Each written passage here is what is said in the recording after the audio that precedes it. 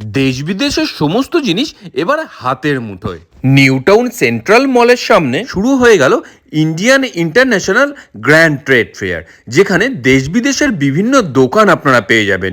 Dry fruit থেকে আরম্ভ করে ঘর সাজানোর জিনিস, খাওয়া দাওয়ার জিনিস থেকে আরম্ভ করে সাজাগোজার জিনিস রয়েছে এখানে সমস্ত কিছুই। কবে অবধি চলছে এই মেলাটা এবং এখানে গেলে কি কি পাবেন সেটা জানতে গেলে আজকের ভিডিওটা শেষ অবধি দেখতে হবে।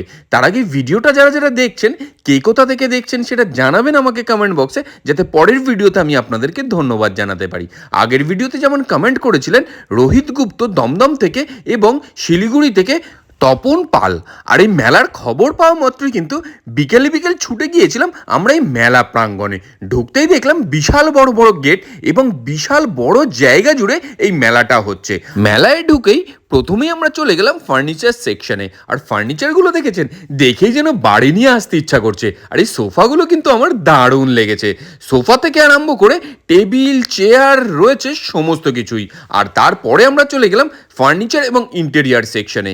ইন্টেরিয়ার সেকশনে ঢুকতেই একেবারে চক্ষু চড়ক গাছ, এত সুন্দর সুন্দর জিনিস এখানে রয়েছে না, মনে হচ্ছে যেন একদম পকেট ফাঁকা করে কিনে নিয়ে বাড়িতে আসি। আর এই মেলায় গেলে কিন্তু আপনার পকেট খসতে একেবারে বাধ্য, তার কারণ দেশ বিদেশের সমস্ত চোখ ধাঁধানোর জিনিস একেবারে কম দামে আপনারা পেয়ে যাবেন এই মেলা প্রাঙ্গণে। আর এখানে কিন্তু কয়েকশো স্টল রয়েছে, যেগুলো বেশিরভাগই বিদেশ থেকে এসছে।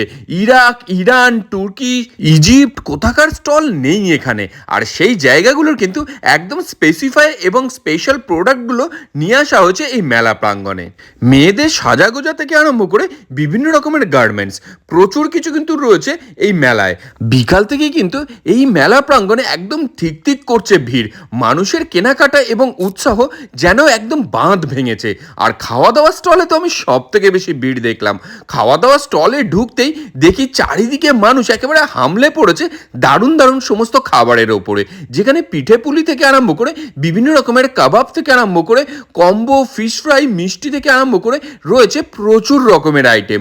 কোনটা ছেড়ে যে কোনটা খাবেন এটাই একটা দুষ্কর ব্যাপার।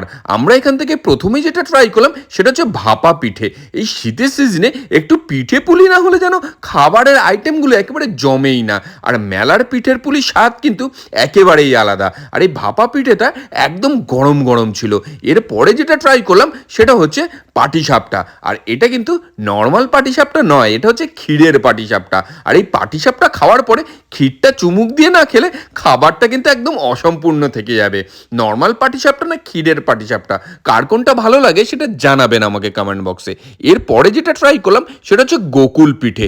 এই গোকুল পিঠেটাও কিন্তু দারুণ হয়েছিল। আমার মতন ভোজন প্রেমী মানুষদের বলবো অবশ্যই করে এই মেলার প্রাঙ্গণ ভিজিট করে আসুন। তার কারণে এখানে কিন্তু দেশ বিদেশের খাবার আপনারা পেয়ে যাবেন একেবারে হাতের মুঠোয়। এই সুবর্ণ সুযোগ মিস করা একদমই উচিত না। এরপরে যেটা আমরা ট্রাই করলাম সেটা হচ্ছে জল ভরা সন্দেশ। ভাঙতেই ভেতর থেকে কেমন ক্ষীর বেরিয়ে আসছে দেখেছেন। আর এই মিষ্টিটা আমার তো দারুণ লেগেছে। জল ভরা সন্দেশ কার কার খেতে ভালো লাগে সেটা জানাবেন আমাকে কমেন্ট বক্সে। আর এখানে কিন্তু আমরা প্রায় 3 থেকে 4 রকমের মিষ্টি ট্রাই করেছিলাম। আর এই মিষ্টি খেয়ে নিয়ে মুখের স্বাদ বদলানোর জন্য ট্রাই করে নিলাম ঝাল ঝাল চাপলি কাবাব। আর এখানে কিন্তু চিকেন, মাটন বিভিন্ন রকমের কাবাব পাওয়া যাচ্ছে। এই চাপলি কাবাবটা একদম সেন্ট্রাল অ্যাট্রাকশন বলা যায়। আর এই চাপলি কাবাবের কিন্তু চিকেন মাটন দুটোই পেয়ে যাবেন আপনারা, যেটা একটা গ্রিন চাটনি এবং ছোট স্যালাড দিয়ে সার্ভ করা হচ্ছিল। কাবাবগুলো সাইজ যেগুলো ছিল সেগুলো বেশ বড় আকারের। এটা অনেকটা ওই গালৌটি কাবাবের মতন, কিন্তু গালৌটি কাবাবের মতন অতটা নরম নয়, কিন্তু যথেষ্ট নরম তুলতেই দেখেছেন ভেঙে পড়ে গেল হাত থেকে। আর এই গ্রিন চাটনিতে চুবিয়ে কাবাবটা মুখে চালান করতে জাস্ট স্বর্গীয় অনুভূতি। আর এরপরে যেটা ট্রাই করলাম সেটা হচ্ছে স্পাইরাল পটেটো। এই স্পাইরাল পটেটোটাও কিন্তু দারুণ হয়েছিল। অনেক জায়গায় এতটা পারফেক্টভাবে কিন্তু বানাতে পারে না, নয় বেশি মুচমুচে হয়ে যায়, নয় ভেতরটা কাঁচা থাকে। আর এটা এত সুন্দরভাবে ফ্রাই হয়েছিল, ওপরটা একেবারে মুচমুচে আর ভেতরটা নরম তুলতুলে ছিল এবং ওয়েল কুকড। এরপরে চলে গেলাম আমরা কাবাব কাউন্টারের দিকে, যেখানে বিভিন্ন রকমের কাবাব পাওয়া যাচ্ছে। এই শীতে এরকম কাবাব, তার সঙ্গে স্যালাড এবং গ্রিন চাটনি, এই সব কিছু হলে কিন্তু সন্ধেটা একেবারে জমেই যাবে বলা চলে। এই সমস্ত খাওয়া দাওয়া তো আছেই, তার সঙ্গে কেনাকাটা বাদ যায় কেন? কেনাকাটায় রয়েছে প্রচুর রকমের আইটেম। আর এই গার্মেন্টস সেকশনে কিন্তু প্রচুর রকমের উইন্টার কালেকশন আপনারা পেয়ে যাবেন, যেগুলো একেবারেই কম দামে।